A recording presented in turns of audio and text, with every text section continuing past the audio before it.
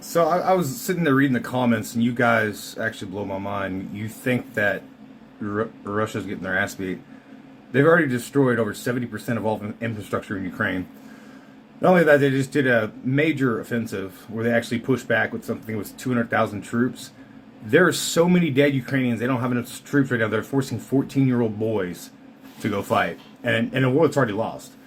And I'm also going to cite my sources here, because I'm not just saying that. These are major generals, commanders of other armies.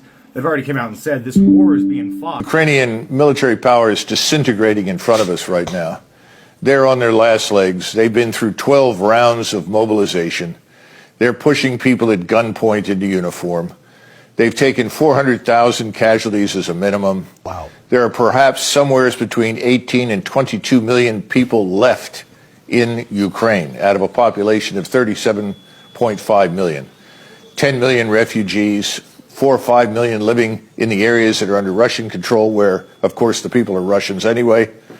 And then 2 million working overseas in the European Union and Great Britain. So the population is not what it was, and 400,000 casualties is a...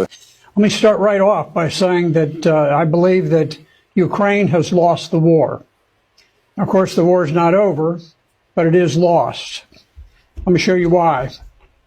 This has become an artillery duel. Russia fires 50,000 shells a day, 10 times more than Ukraine. The Washington Post says that Ukraine is almost completely out of ammunition, and there are no replacements for its Soviet-era ordnance. On June 10th, the Post reported that Ukraine is suffering 1,000 casualties a day, including 200 killed. The rate of casualties has doubled in just 3 weeks. Ukrainians have fought with courage, but no nation can sustain such casualty rates for long. Ukraine is finished. The sanctions war has failed. The entire financial might of the Western world was unleashed against Russia. Biden's take no prisoners conduct of U.S. foreign policy means the outcome of the next phase of the Ukrainian war will destroy the Ukrainian state. So what is... over financial gain for the United States, because they know these countries are pushing towards the system with Russia and China. This has to do with money and power. It has nothing to do with democracy.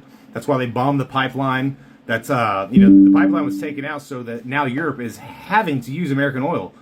Why is that? Power, money. It's nothing to do with democracy. They don't give a fuck about Ukraine. They care about American influence. That's all this is all been about. The whole thing. It's fucking sad, and it's crazy that you guys don't see that. But I'm going to cite my sources. Xi Jinping made history today. The Chinese president landed in Riyadh. A red carpet awaited him. A historic Arab-China summit is to take place.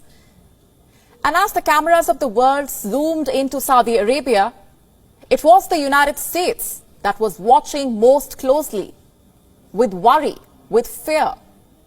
America was watching its oil diplomacy fall apart. So I think the first thing I'd say is not to take too much notice of what most of the mainstream media has got to say about Ukraine, because most of them, and I'm thinking really more here about what I used to watch in the UK, particularly the BBC, most of them are really just regurgitating the Ukrainian general staff's perspective on what's happening. They're not taking account of other perspectives, such as what the Russians are saying they're doing, and very often that does lead to a distorted picture.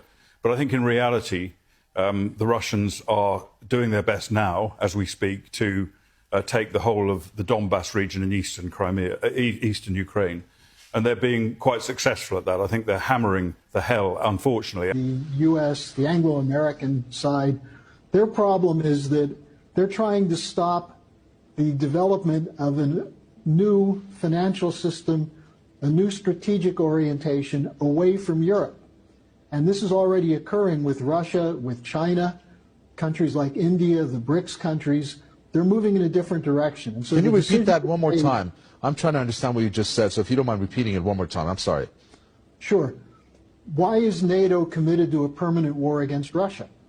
Because Russia refuses to accept the idea of a Western rules-based order. 美方口口声声要维护和平，实际上却大发战争财。美国的军工企业从乌克兰战场赚得盆满钵满，良心何在？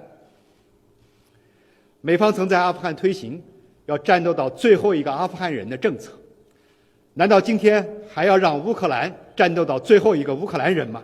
The truth is, Ukraine has already lost this war. We knew this would happen from the moment this started. Secretary of Defense Lloyd Austin even admitted it through somewhat veiled words last week in Ramstein, Germany, when he said this. So we have a window of opportunity here, between now and the spring when whenever they commence their operation, their counteroffensive.